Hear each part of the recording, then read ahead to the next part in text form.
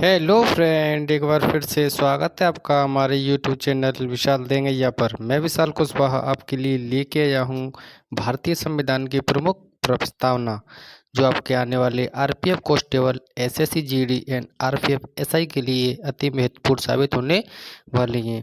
आगे बढ़ने से पहले अगर हमारे यूट्यूब चैनल पर पहली बार विजिट कर रहे हैं तो चैनल को सब्सक्राइब करके बेल आइकन को ऑन कर लें, जिससे आने वाली हर वीडियो को नोटिफिकेशन आपको टाइम टू टाइम मिल सके। तो चलिए क्लास को करते हैं स्टार्ट। तो प्रस्तावना आज का हमारा टॉपिक है। तो प्रस्तावना भारतीय संविधान का एक भाग है। इसमें संविधान के मूल उद्देश्यों को स्पष्ट किया गया है।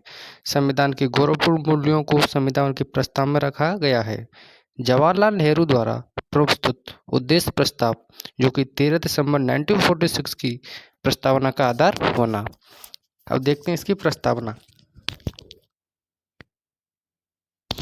हम भारत के लोग भारत को एक गौरवपूर्ण, प्रभुत्व संपन्न, समाजवादी, पंथनिरपेक्ष, लोकतांत्रिक गणराज्य बनाने के लिए तथा उसके समस्त नागरिकों को सामाजिक, आर्थिक और राजनीतिक न्याय, विचार, अभिव्यक्ति, विश्वास, धर्म और उपासना की स्वतंत्रता, प्रतिष्ठा और अवसर की समानता प्राप्त करने के लिए तथा उन सब में व्यक्ति की गरिमा को, एक राष्ट्र की एकता और अखंडता सुनिश्चित करने वाली बंधुता बढ़ाने के लिए दृढ़ संकल्प होकर अपनी इस संविधान सभा में आज तारीख 26 नवंबर 1949 ईस्वी मिति मार्गशीर्ष शुक्ला सप्तमी संवत 2006 विक्रमी को एतद् द्वारा इस संविधान को अंगीकृत या अधिनियमित और समर्पित आत्मसमर्पित करते हैं।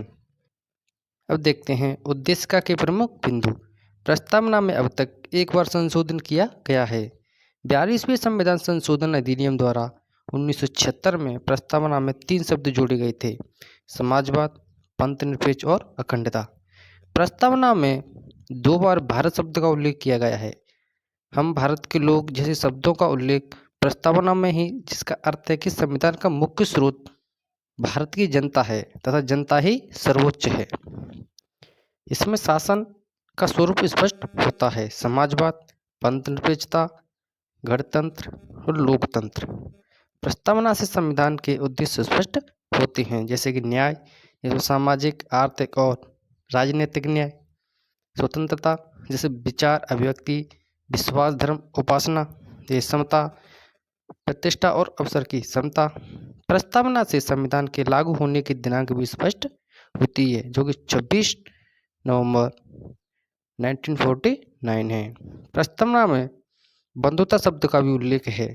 प्रस्तावना में अंगीकृत शब्दों का भी उल्लेख है, जैसे अंगीकृत करना, संविधान को स्वीकार करना, अधिनियमित करना, संविधान को लागू करना, आत्मसमर्पित करना, स्वयं को संविधान सौंपना। प्रस्तावना से संबंधित कथन। ठाकुरदास भार्गव, इन्होंने प्रस्तावना को संविधान की आत्मा कहा। अर्नेस्ट वार्कर, इन्होंने प्रस्तावना को संविधान का मुख्य बिंदु कहा। के.एम. मुंशी, इन्होंने प्रस्तावना को राजनीतिक जन्म कुंडली कहा। नानी पालकीवाला, इन्होंने इस प्रस्तावना को भारतीय संविधान का परिचय पत्र कहा। तो ये है आज की हमारी छोटी सी क्लास। इसमें संविधान को बहुत ही डिटेल तरीके से समझाया गया है। अगर आपको क्लास अच्छी लगी तो क्लास को लाइक करें, कमेंट करें और कमेंट बॉक्स में ज़रूर बताएं कि आपको क्लास कैसी लगी।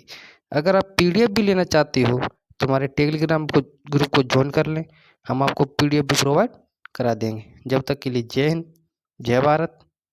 मिलते हैं नेक्स्ट क्लास में। Thank you.